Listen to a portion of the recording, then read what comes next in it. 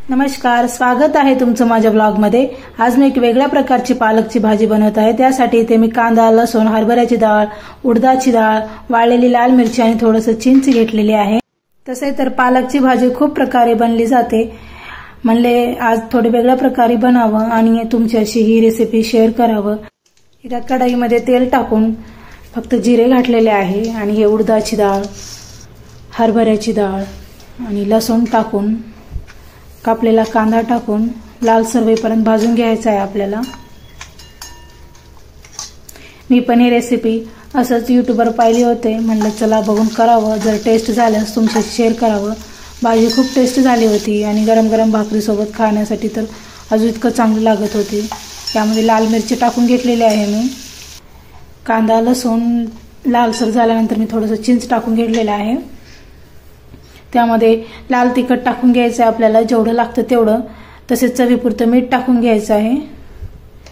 आता हे सगळं मिश्रण एका मिक्सरच्या भांड्यात घेऊन मी याचं वाटण तयार करून घेणार आहे।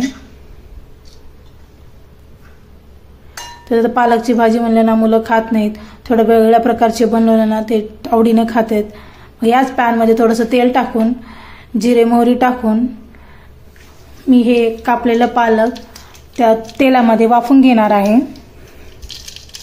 पाणी नाही टाकायचं, फक्त धुवून स्वच्छ ते पालक तेलामध्ये वाफून घ्यायचं आहे। चांगलं खालीवरी करून घेऊन तेलात वाफून घ्यायचं आहे।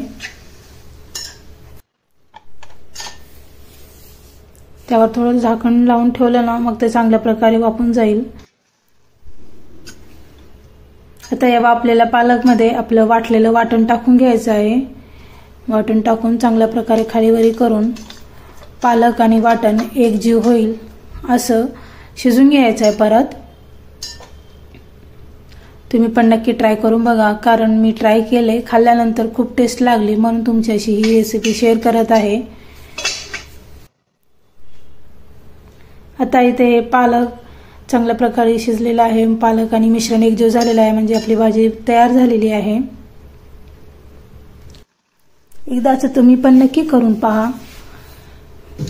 माझं सगळं घरातलं काम आवरून झालेलं होतं, किचन पण स्वच्छ करून घेतलेले होते।